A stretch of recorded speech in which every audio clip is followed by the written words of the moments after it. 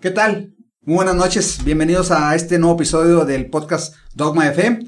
En esta ocasión tenemos a un gran especialista y a quien le apreciamos mucho que nos haya aceptado esta invitación, el doctor Carlos Loyola. Doctor, muchas gracias por estar aquí con nosotros. El agradecimiento es mío, Marcos. Gracias, doctor. Voy a leer, si me permite, un brevísimo resumen de su extensa hoja de vida. Doctor, el doctor Juan Carlos Loyola Licea es biólogo por la Universidad Autónoma de Nuevo León, especialista en ingeniería ambiental por el Tecnológico de Saltillo, tiene una maestría en entomología por el Colegio de Posgraduados, especializado en ecología cuantitativa de plagas en agroecosistemas, tiene un doctorado en microbiología ambiental por la Universidad de California Riverside, en el área de ecología molecular microbiana, en sistemas de ingeniería para bioremediación de efluentes industriales gaseosos. Es miembro de distintas organizaciones científicas y profesionales. Sus intereses profesionales están enfocados en la infraestructura verde, sumideros de carbono y de bioremediación, y tiene publicaciones técnicas en revistas científicas como fabricación de biocarbón como medio de fijación de dióxido de carbono y su aplicación en sistemas industriales para la remediación de efluentes agropecuarios industriales peligrosos, y su motivación y pasión es la educación de jóvenes universitarios desde niños hasta estudiantes de posgrado. Doctor, bienvenido a Dogma FM. Gracias, muchas gracias por la oportunidad. Doctor, cuando le busqué para plantearle un tema y hacerle una invitación a un episodio de este podcast, déjeme decirlo, yo tengo muchos años escribiendo en distintos medios de comunicación y siempre como digamos, agorero de la destrucción yo mismo, ¿sí? Llamando a la preocupación por el cambio climático, por la deforestación de los bosques, por la eliminación de la fauna, pero mi punto de vista ha ido variando un poco ante la evidencia científica, doctor, y por eso esa es la invitación, porque no sé si la ciencia ha hecho predicciones en lugar de proyecciones, doctor, acerca del cambio climático y todo lo que nos han contado, y le voy a dar 5 puntos, rapidísimo, doctor. Si usted recuerda, en los 80s nos dijeron que la capa de ozono se estaba desapareciendo y que estábamos ya en una catástrofe, ¿sí? Nos dijeron que Nueva York para el año 2020 iba a estar inundado, doctor.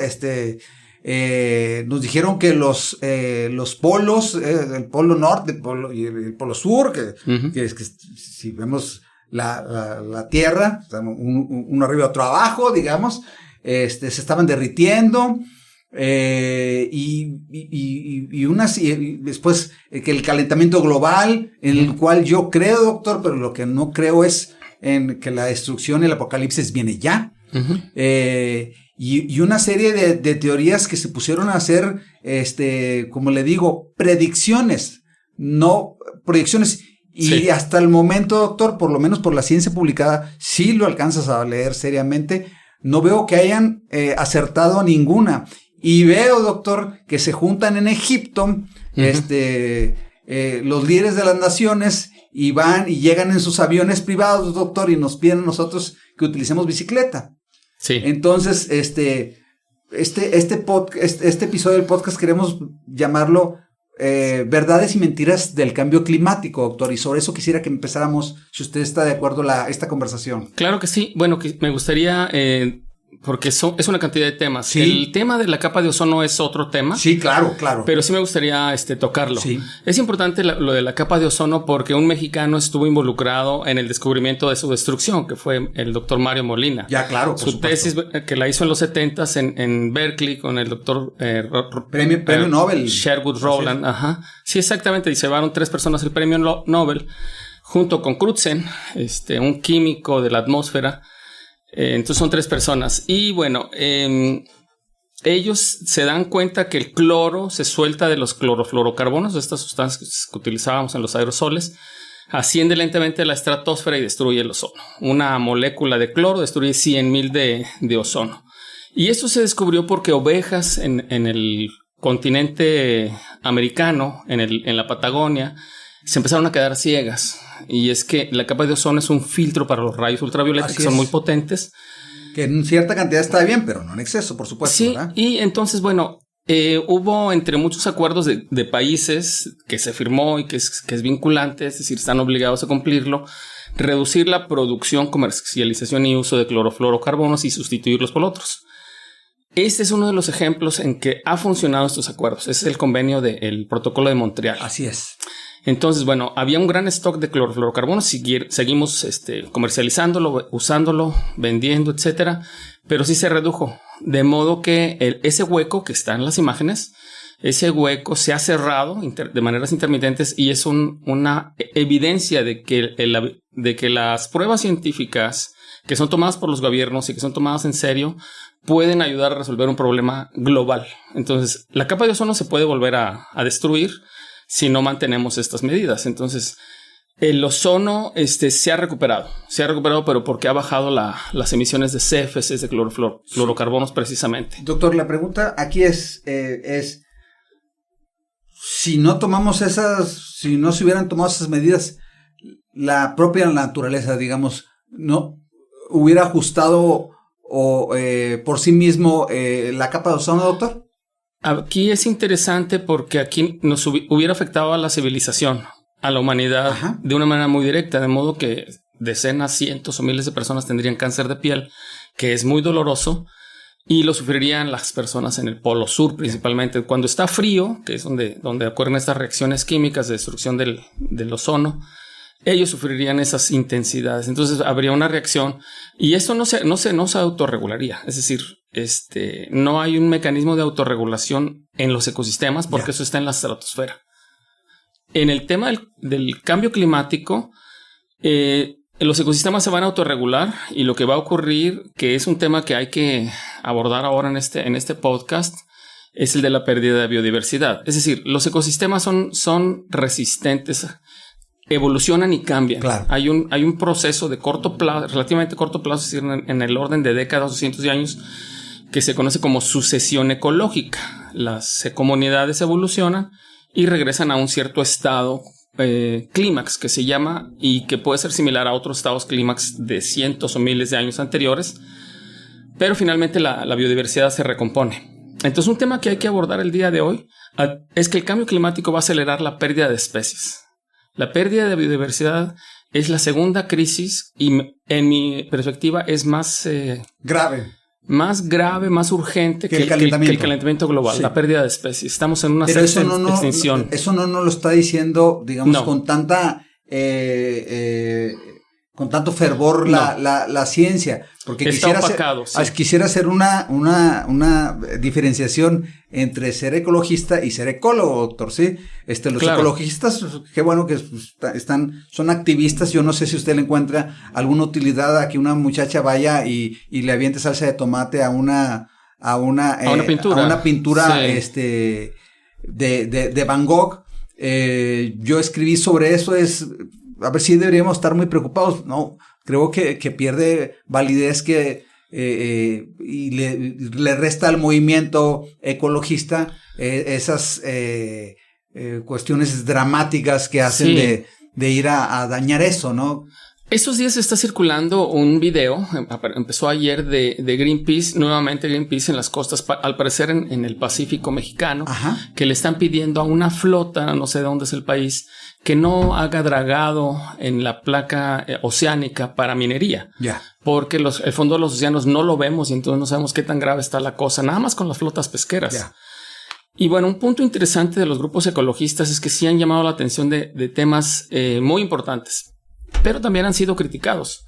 Un amigo mío de la Ciudad de México me dice, ¿has observado que Greenpeace no va contra las petroleras? ¿Cuándo has visto que Greenpeace se queje de las petroleras? Y yo me quedé pensando, buscando. Sí encontré un caso, pues sí, pero no del petróleo, sino de carbón en Chile, contra unos glaciares en Chile.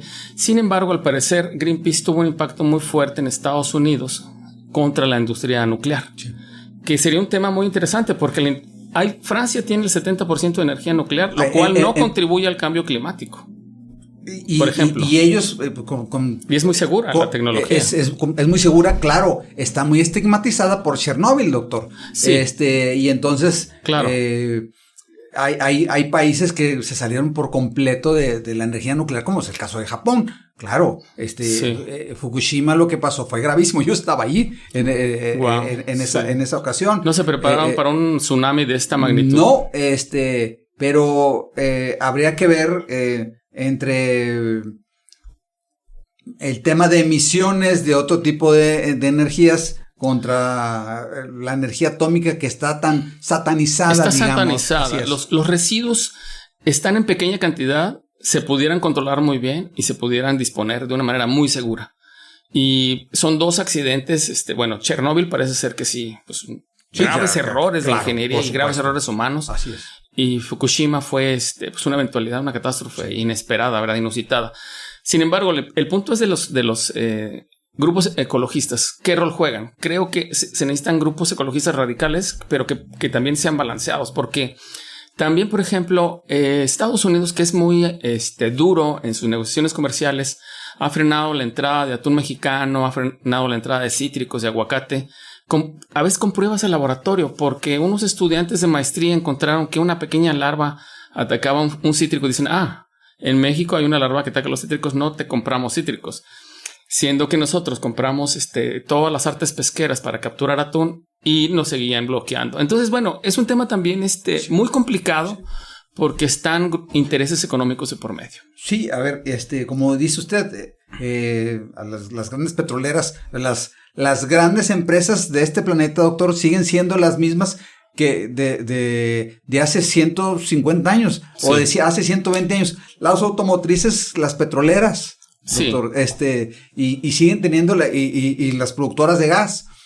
Siguen siendo las grandes compañías de este mundo. Exactamente. Y Greenpeace no lo veo decir una palabra. Es un tema interesante, es cierto. Al respecto, ¿verdad? A ver quién está financiando ahí. Y después, doctor, otra vez para regresar sobre el tema, ¿no siente usted que ha habido, que han fallado esas predicciones? Esas predicciones que hicieron predicciones y las compramos, doctor, como si fueran verdades absolutas y le piden a la humanidad hacer esfuerzos de dejar de consumir y de dejar de emitir, porque todos emitimos claro,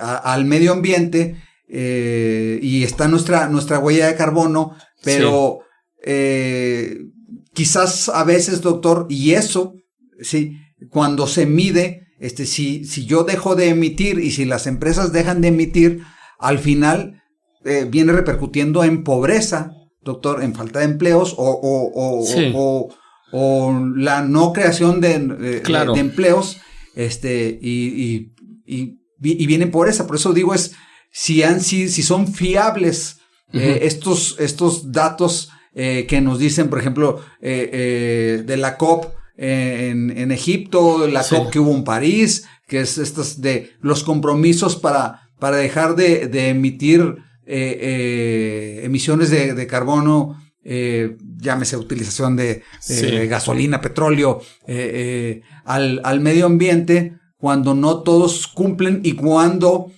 creo que la mayor parte de esas predicciones, que me parece muy mal que hayan hecho predicciones, no proyecciones, ¿sí?, han fallado, doctor.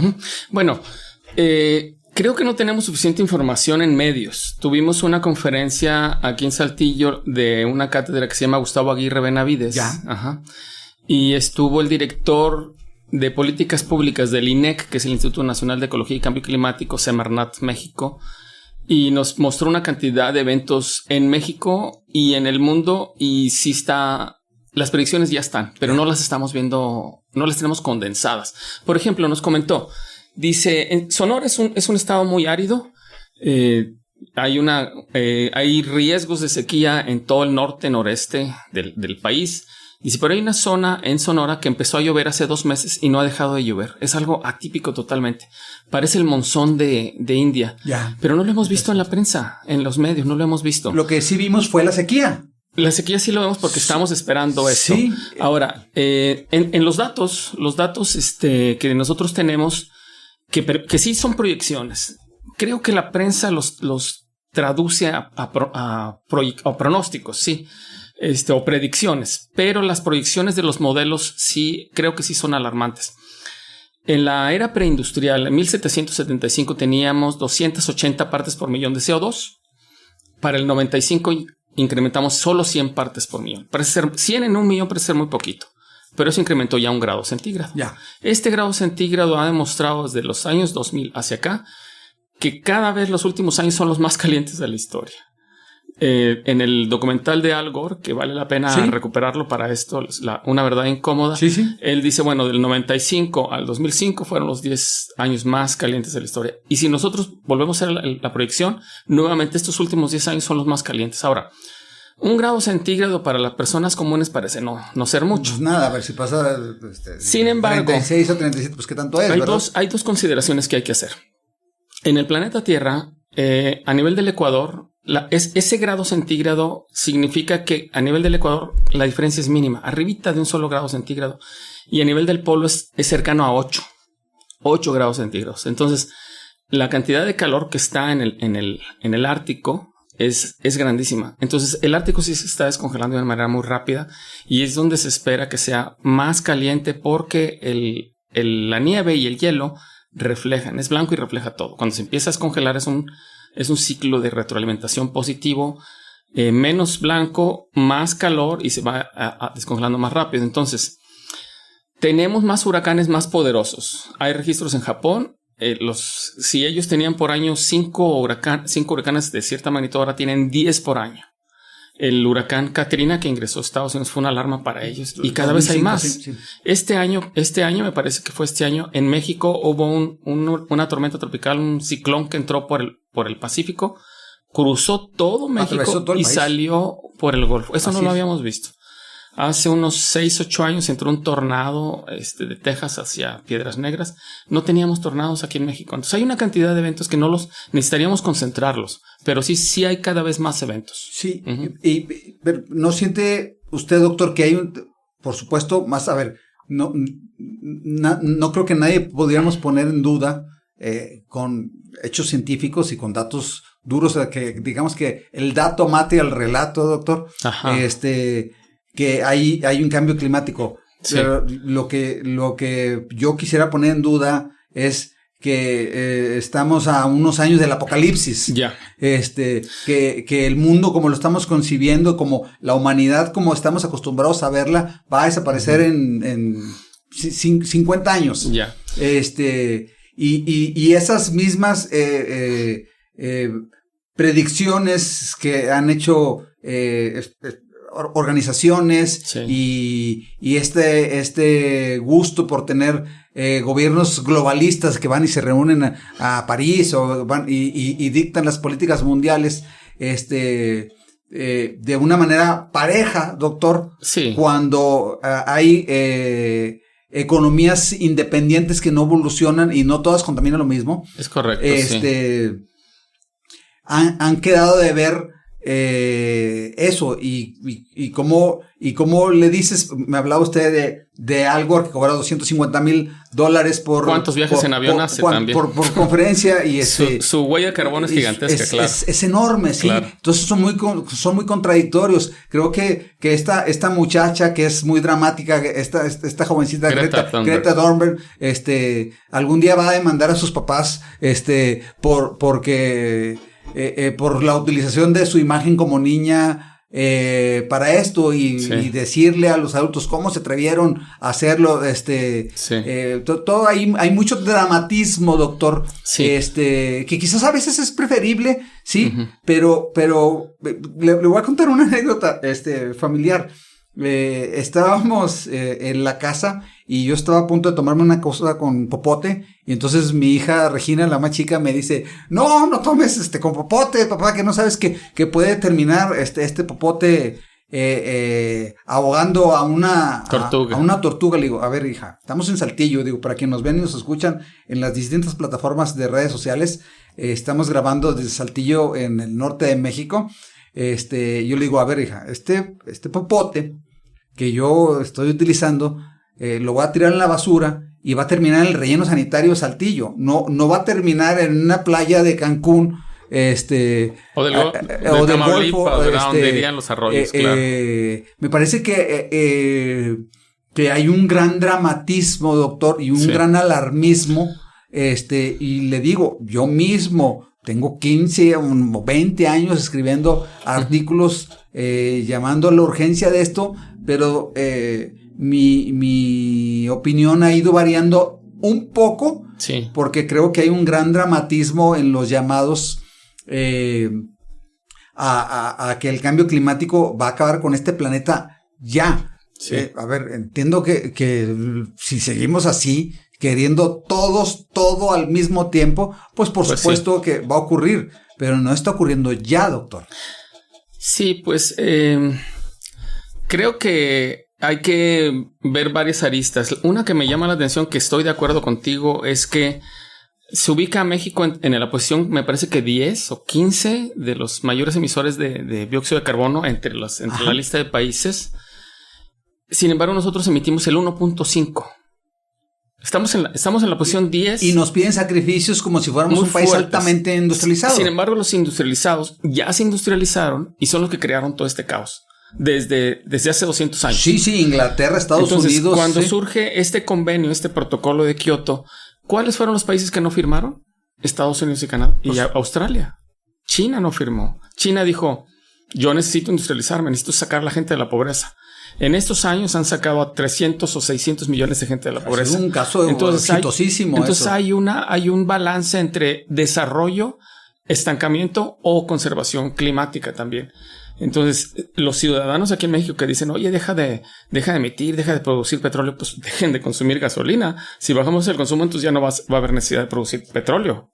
Eso es por una parte, doctor, pero yo lo que quiero decir, a ver, la naturaleza, doctor, sí, a ver, para los ingleses es muy fácil decir, ya no tengan minas de carbón. Pues a ver, pues te explotaste todo el carbón que tenías. Se lo acabaron desde el 1770, así claro. Te lo acabaste tú, contigo inició la revolución industrial. Así es. Y con ello el gran cambio climático.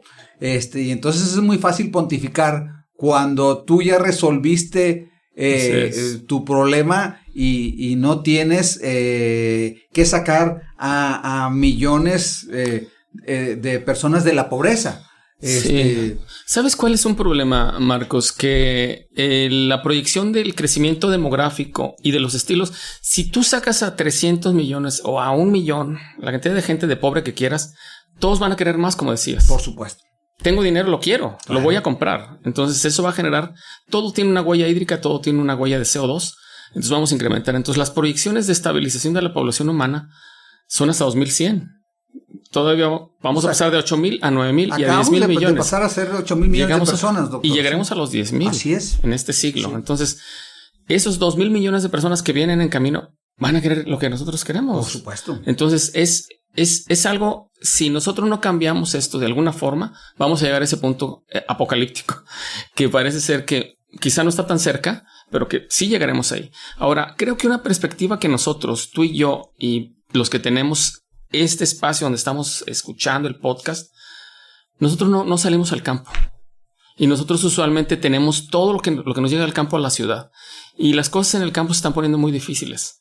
México tiene una erosión de suelos impresionante. Hay erosión eólica principalmente en el norte, erosión hídrica en el sur, erosión química en el centro. Y si tú sumas todo esto de erosión, hay cada vez más dificultad para producir.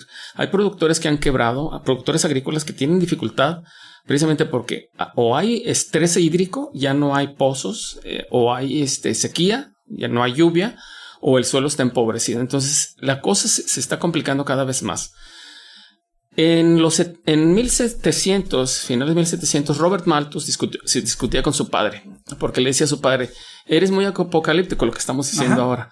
Tú dices que aquí no que va a colapsar la humanidad, porque Robert Malthus, que era demógrafo, ellos tenían una empresa de seguros, decía, la población crece geométricamente mientras los alimentos crecen aritméticamente, entonces va a llegar a colapsar. Y no colapsó. Se resolvieron. El ingenio humano ha resuelto muchas cosas.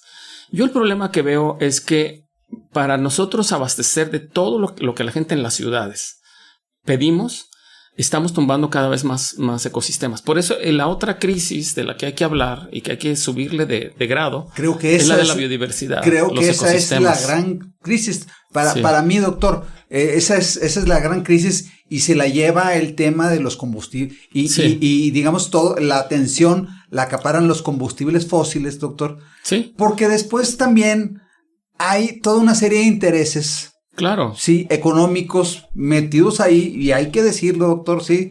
Elon Musk, claro, vendiendo sus autos eléctricos, las armadoras de autos ahora queriendo migrar a autos eléctricos, doctor. Claro. Y cuando observamos los autos eléctricos, a ver, discúlpenme, pero el acero con el que se fabrican los autos eléctricos vienen de una industria metalúrgica que consume carbón. Claro. A fuerza consume carbón. Así es. No hay forma. Entonces el acero, claro. Y el aluminio también. Ok, quizás es menos dañino, sí. Pero la electricidad con la que vas a ir tú a cargar, sí, ese auto eléctrico se produce con emisiones al ambiente. Claro. Entonces, hay toda una serie de corporaciones, y no quisiera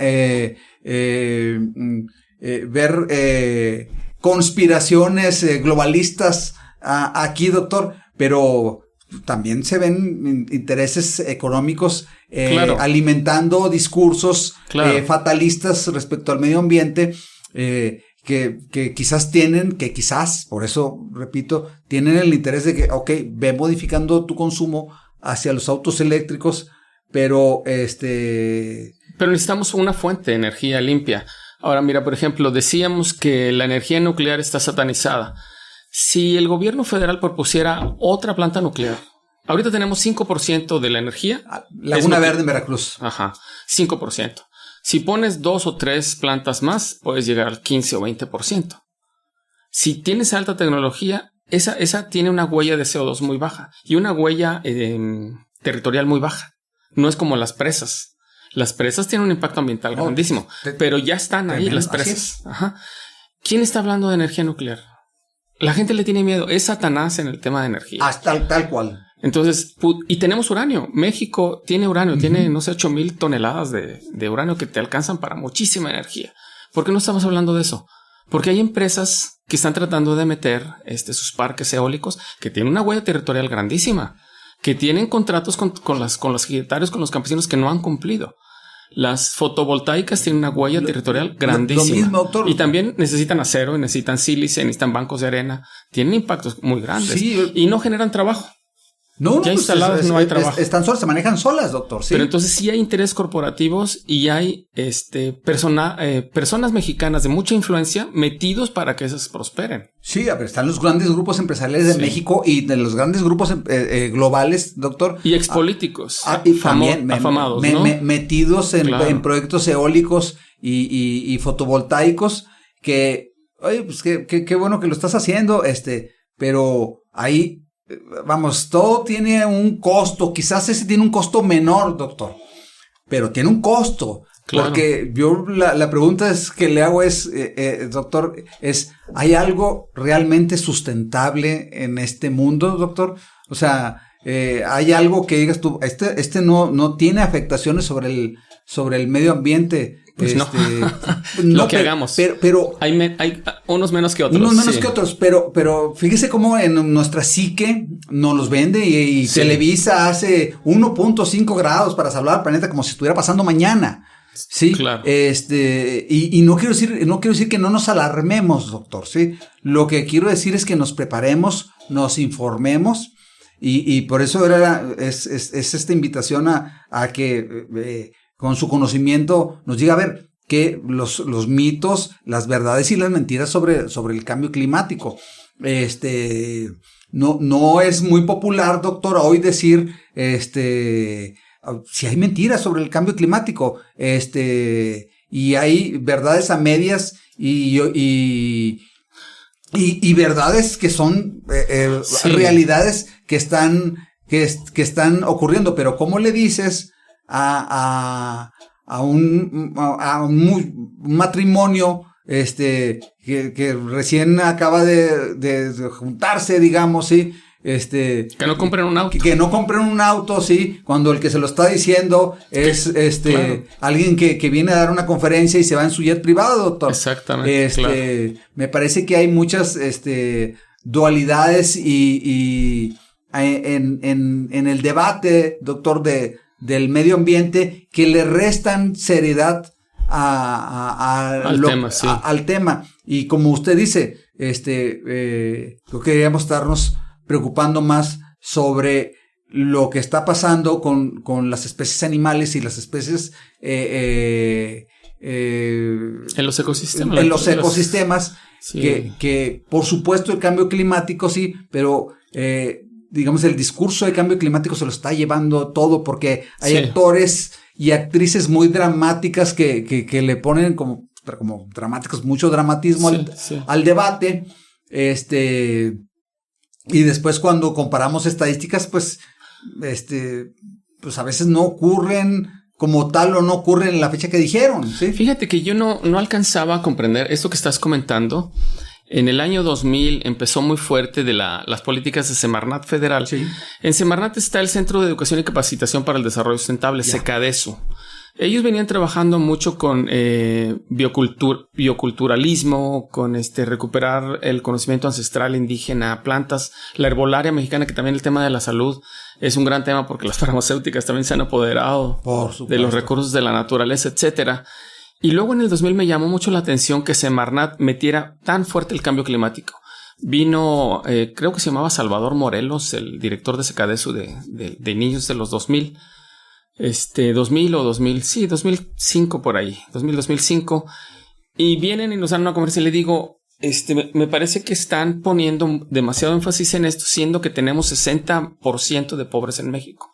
¿Cómo es posible que Semarnat deje de buscar encontrar el equilibrio en la parte social? Porque está bien. Y el aprovechamiento de los recursos naturales. Y cómo ellos lo manejan de una manera tan hermosa. Las culturas indígenas que están tan compenetradas con la naturaleza. Entonces estaban poniendo muy por encima el cambio climático y dejando de lado toda esta complejidad de lo sociocultural en los áreas naturales y en la intersección con los ecosistemas. Entonces, después fui comprendiendo que en parte es esto que tú dices. Los gobiernos federales que tuvimos de 2000 a 2012 tenían el interés de meter el discurso del cambio climático muy fuerte para meter después el tema de la energía renovable, que está bien el tema de la energía renovable, pero por supuesto, pero traía negocio. Sí, claro, traía negocio. Que no uno de ellos es asesor de una de estas grandes empresas. Sí. Es asesor, le están pagando en millones de dólares. Entonces nos vendió a todos la idea y está bien que la gente quiera energía renovable. A ver, secretarios de energía, doctor, secretarios de energía de los gobiernos neoliberales terminaron siendo empleados de empresas sí. Digamos de generación de energía. Sí, en las dos ramas, en fotovoltaica y en eólica. Entonces, bueno, por ahí está el discurso. Ahora, el grueso de la población les compró esa idea y todo el mundo quiere ser verde y renovable. Pero hay otros aspectos que, por ejemplo, nadie quiere sacrificar. Por ejemplo, el consumo de carne roja tiene una huella de CO2 muy grande. Es brutal, ¿verdad, doctor? Y una huella hídrica grandísima. Yo el día de hoy traigo unos zapatos de piel vacuna, que los llevé a mi clase para hablar de este tema con mis estudiantes. Entonces, Semarnat, de hecho, generó una tablita con productos y la huella hídrica. Viene un vaso de naranja, un vaso de café, un vaso de cerveza, un conjunto de cosas. Y el que más consumió agua fueron los zapatos. 8,500 litros por un par de zapatos de agua. 8,500 litros por agua. Una barbaridad. En Torreón se utiliza 1,000 litros de agua por 1 litro de leche. Pero no queremos voltear a ver eso. Además de esa huella hídrica, tiene una huella de CO2. Porque están protegiendo intereses corporativos, doctor. Es mucho dinero. Así es. Y por ejemplo, me dicen los estudiantes, pero en realidad es grave lo que está pasando. Y la estadística es que por minuto en Brasil se arrasa una superficie equivalente a 4 campos de fútbol para meter más vacas. 4 campos de fútbol por minuto están los trascabos de una manera impresionante. Es muchísimo. Lo que pasa es que el Amazonas es muy grande, pero no debiéramos de mantener ciertos estilos de vida que como individuos también podemos contribuir.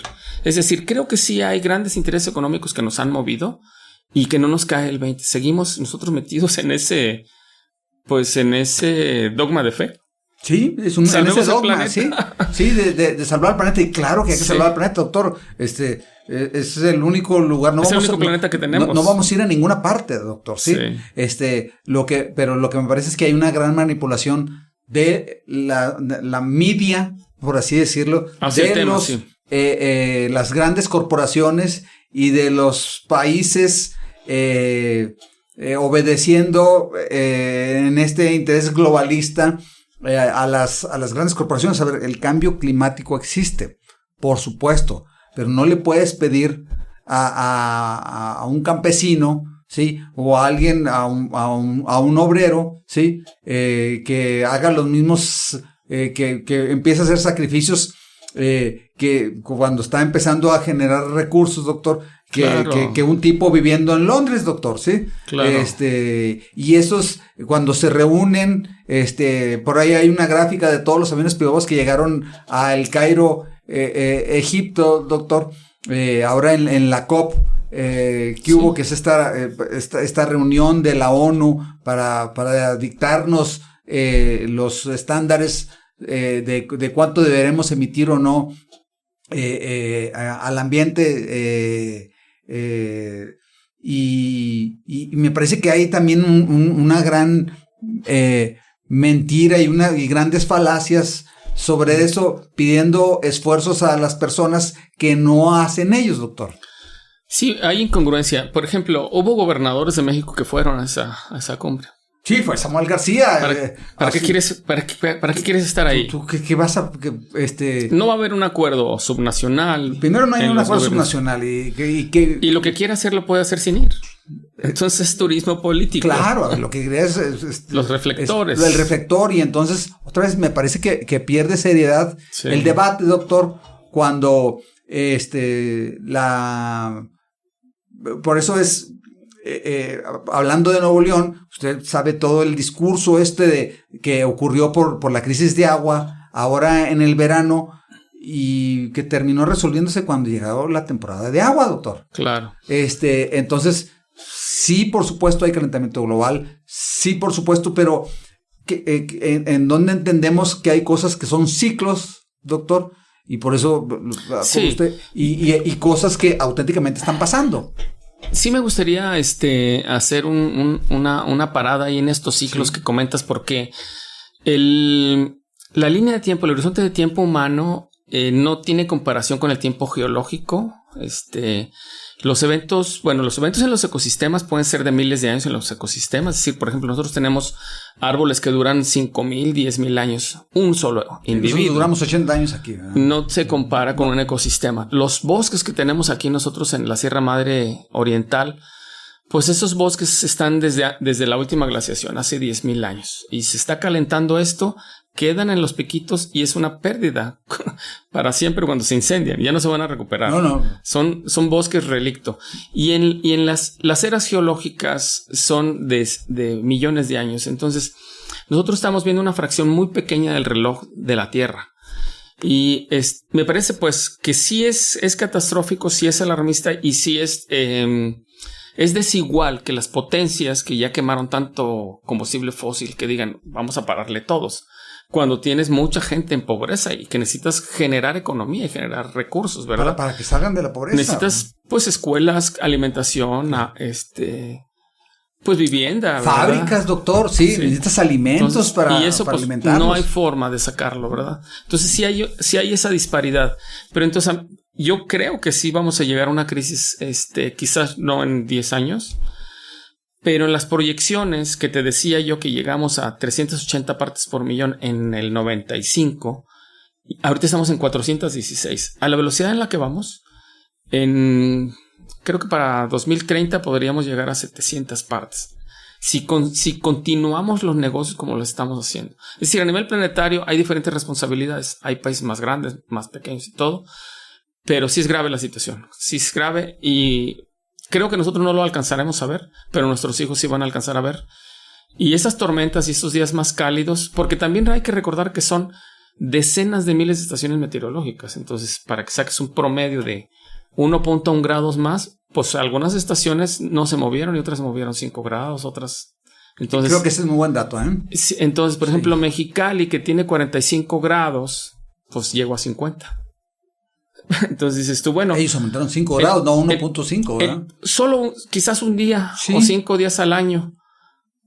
Es decir, no te promedia entre todos los miles de estaciones meteorológicas y en todas las latitudes del planeta, pero la gente de Mexicali va a decir, es impresionante, o sea, es muchísimo. En ese momento sí, pero ahora yo voy al histórico, doctor, sí, porque quizás, no he visto el dato, sí, y lo estoy aceptando en este momento. Quizás si revisáramos las temperaturas de Mexicali, quizás hace 50 años, doctor, que no hablábamos de cambio climático, tuvieron una temperatura igual. Y entonces, esas es las confusiones que me refiero también, que llegaron a 50 grados. Habrá que ver los registros. Sí. A lo que voy es que qué parte es ciclo y qué parte sí es... es nuevo, sí, son picos. Es nuevo. Sí. Y cómo convencer a la gente en un punto medio, porque también los agoreros del desastre ecológico, doctor, nos lo han dicho tanto y quizás algunas fallan, doctor, y entonces pues ya estamos como la historia de Caperucita del Lobo, ¿verdad? Ahí viene el lobo y ahí viene el lobo y el lobo no llega y entonces no modificamos realmente nuestro consumo y nuestra huella ecológica en este mundo, porque vemos ahí, pues yo no veo el gran cambio. Hubo un año que no recuerdo, fallecieron más de 300 personas mayores en Francia, que es un país desarrollado. Sí, fue el 2006, doctor. 2006. Así es. Entonces, esos son los picos máximos y esas muertes son las que te dicen, no había ocurrido antes. Entonces, de ese tipo de eventos, el panel intergubernamental para el cambio climático, el IPCC, tiene decenas de miles de datos a nivel planetario en sistemas físicos, químicos, biológicos y de infraestructura humana. Entonces ahí están los datos y son muchísimos. Es decir, la evidencia científica es irrefutable. Habría que ver, por ejemplo, la parte anecdótica que nosotros decimos, oye, porque la gente de Monclova dice, oye, pues este día podías cocer un huevo en la banqueta. Sí, pero yo le voy a decir. Pero entonces habrá que ver los abuelos que decían, ¿verdad? Sí, a ver, yo hace 45 años, me acuerdo, se hacían esos, no experimentos, sino esas experiencias, ¿sí? Que en la banqueta se podía cocer un huevo, ¿sí? Y hoy pues hay días en los que se puede volver a hacer. La temperatura en Monclova, yo que soy de Monclova, siempre ha sido así. La diferencia la hace una empresa como Altos Hornos de México que ha devastado y con la complacencia de gobiernos. Y ha contaminado de una manera brutal y todo en nombre de un supuesto desarrollo que ven unos cuantos, doctor. Claro. Fíjate que bueno, ahí entre el dato y el relato, que es lo que comentas, que es muy interesante. Tuvimos recién una inundación en Tabasco, ¿recuerdas, verdad? Sí. Muchos damnificados, creo que un muerto nada más o dos. En 36 horas llovió 2 metros. 2 metros. Sí. No sé si el promedio anual en Tabasco es de 1,200, es decir, 1 metro con 200. Y nosotros aquí en Saltillo tenemos una lámina de, son 320, es decir, una lámina de 30 centímetros. Entonces, cuando la gente tiene días muy fríos, dicen, ¿por qué nos dicen cambio climático si está muy frío? O sea, es tal fecha y está frío. Pero lo anecdótico eso es como cuando dices, oye, vino una persona de Estados Unidos o del DF y pues no me cayó nada bien, son unos engreídos. Es tu experiencia personal con una persona, eso no te puede decir cómo es. Eso no te habla del global, por supuesto. Sí, ¿verdad? Entonces sí hay que ir viendo datos como eso que te comento, más de 300 personas muertas por una onda de calor. Pues no hay forma de rebatir eso, ¿verdad? Y entonces las personas dicen, oye, está lloviendo mucho. No, dicen que va a haber sequía si en Tabasco llovió 2 metros en 36 horas. Bueno, resulta que las zonas como el norte de México, que tiene 2 cordilleras que evitan que entre la humedad, entonces es una zona de alto riesgo. Todo el norte de México cada vez va a ser más seco, mientras que las zonas donde llueve van a ser con lluvias torrenciales. Entonces hay esos dos temas. Y como te comentaba, esos digamos 1.5 o 2 grados centígrados, a lo mejor en nuestra latitud es 1.1 o 1.2. Pero hay partes donde son 5. Muy alta. Sí. Entonces es un promedio y es muy difícil de percibir a nivel individual. Sí hay que ver los datos. Uh-huh. Y en el horizonte de tiempo sí está muy crítico, como te comentaba, porque por un lado, ¿cuántos somos y vamos a ser? Y los estilos de vida crecen con la capacidad económica. Y los quieres sacar de la pobreza. Pues, tenemos 50% de pobres. Es nuestra responsabilidad, doctor. Creo que no deben de seguir ahí. No, claro que no. Y es similar lo que comentabas de cómo los países del norte, los países ricos, durante 200 años se industrializaron y explotaron otras áreas del planeta. Y te dicen, oigan, vamos a pararle todos. Ajá.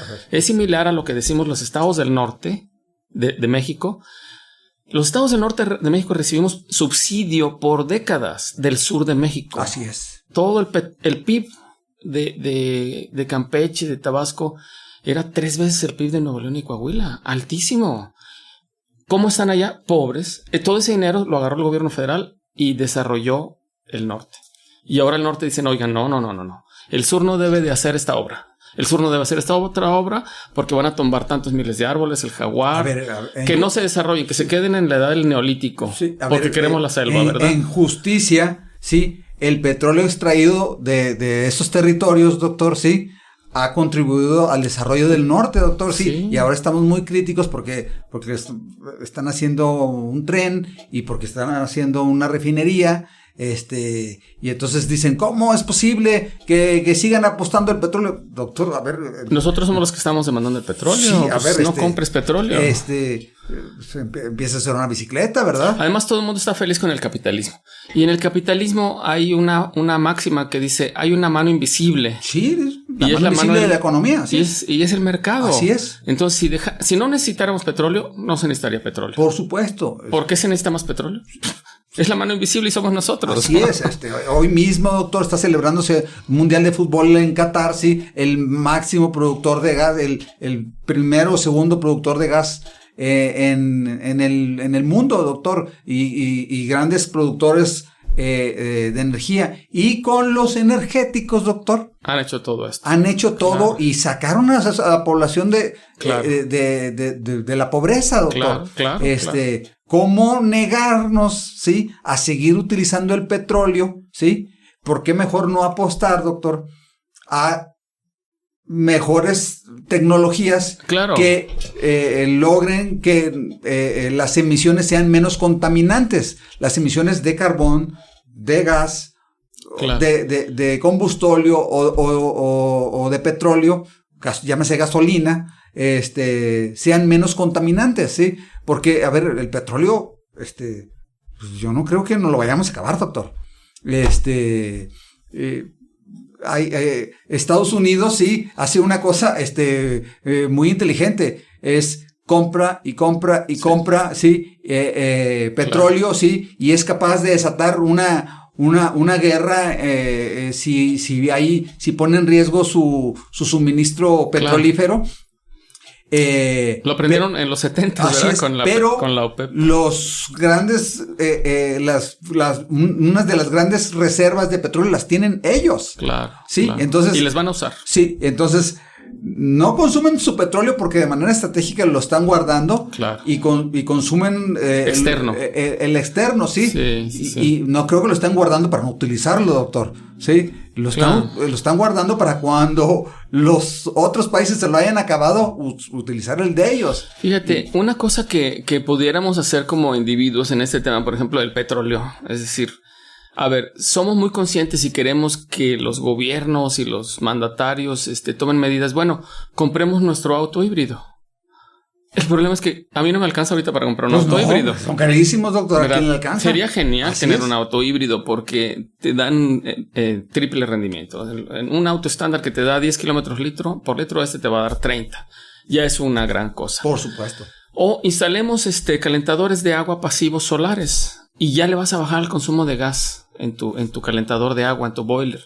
Y hay una cantidad de cosas que podemos hacer. Fíjate. De pequeñas acciones, doctor. Pequeñas acciones. Entonces, sí, incluso en las colonias de interés social, puedes ver muchos calentadores de agua, afortunadamente. Y eso es un ahorro increíble de gases de efecto invernadero.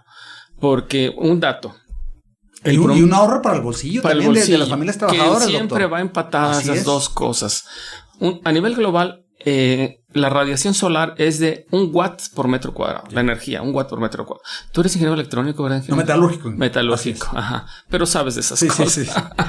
Entonces, imagina que tú tienes un pequeño calentador solar con una huella territorial de, no sé, ¿qué será? 2 metros cuadrados. Y te calienta 60, 80 litros de agua, suficiente para 2 personas o 4 personas, dependiendo del tamaño, a 60 grados. Y te ahorras bastante. Es de ponerlo en paralelo en línea, con tu calentador de gas, y te vas a ahorrar muchísimo. Sí, creo que el problema es el acceso a esa tecnología, doctor, porque el mercado nos lo pone carísimo, doctor. Son muy caros. Bueno, sí. Hice un viaje yo con mi esposa a Michoacán. Estaban tan baratos que compramos 5. No, pues, llegamos aquí y los vendimos a precio. Sí. Súper bien. Sí, pero está muy caro. Aquí está carísimo. Entonces es otra vez. Entonces te obligan a seguir consumiendo fósiles. Combustibles fósiles. Sí. Y es esta parte de esta dicotomía que existe en el mercado. Consume combustibles fósiles, pero no consumas combustibles fósiles. Pues ¿qué hace la gente? Mira, hay también, mi esposa y yo construimos nuestra casa en 2009. Yeah. Entonces yo me compré 2 libritos de energía solar, de casas solares se llamaba. Hay sistemas solares pasivos. Y bueno, eso sería como que un punto de reflexión para todos, ¿verdad? De salirnos de nuestro dogma de que dependemos totalmente de los fósiles y buscar alternativas. Después de comprender algunas cosas, nosotros tenemos un calentador ambiental de ambiente solar. Es decir, que nuestra casa da casi al sur, casi directamente al sur. Yeah. Y tenemos un pequeño porche, una estructura metálica y la forro de plástico. Un plástico que me cuesta $800. Se calienta toda la tarde y a las 12, 1 de la tarde empieza a meter una cantidad de calor que no te imaginas. Desde que lo instalamos ya no usamos gas para calentar la casa. Todo el invierno está calientito en nuestra casa. Excepto cuando hay una semana, 10 días muy nublados, entonces ya se nos enfría. Es un calentador solar pasivo, pero de aire, ambiental. Entonces hay que pensar en alternativas nuestras. Ojalá y en un próximo episodio, doctor, podamos hablar específicamente de eso y decirle a la gente, a ver, aquí hay 5 soluciones que podamos hacer, claro. Que podemos hacer 5 pequeños esfuerzos, ¿sí? Que podemos hacer y que no solamente vas a contribuir al medio ambiente, también viene a tu bolsillo. Te ayuda muchísimo, sí. Y viene a tu bolsillo y a tu calidad de vida, porque como dice usted, mantiene caliente mi casa, y a una temperatura ambiente, pues que no lo quiere, ¿verdad? Por supuesto. Así es. Entonces, ahorita todavía está normal para el verano, pero como ya viene una onda fría, quizás en 1 o 2 semanas lo instalo para que lo conozcas. Porque me encantaría, doctor, es una solución tan económica. Mi hijo rentó una casa pequeña. Me dice, oye, no sabemos qué hacer. O sea, estamos ya por comprar otro calentador. Está muy fría la casa. Le digo, y ponle un plástico en el patio. Y en el patio no puso una estructura de plástico vertical, sino cubrió todo el patio. Y están felices. Y muchas personas pudieran hacer pequeñas medidas y dejar de consumir fósiles. Es decir, que sí es cierto que hay esa disparidad entre los que consumen, ya sea como países o como individuos, como Al Gore, que es válido, muy válida la observación. Sí. Pero todos podemos contribuir cada vez con muchas pequeñas acciones. Uh-huh. Hay muchas cosas que sí necesitamos hacer. Sí. Doctor, pues yo le aprecio mucho que se haya dado el tiempo de acompañarnos y de clarificar qué sí, qué no está ocurriendo y qué cosas podemos hacer. Yo lo invito para un siguiente episodio para que nos platique de estas 4 o 5 ejemplos prácticos. Claro. De cosas que podemos hacer en nuestra casa, en nuestro consumo diario y en nuestro caminar por la tierra que que va a ser muy, muy, muy corto, doctor. Sí. Y yo apuesto a que la humanidad siempre ha encontrado una solución. El tema es que ahora somos muchos. Sí. Pero como esa frase de Martin Luther King, doctor, si mañana se acabara el mundo, yo hoy todavía sembraría un árbol. Exactamente, muchas gracias. No, gracias a usted, doctor. Gracias por acompañarnos.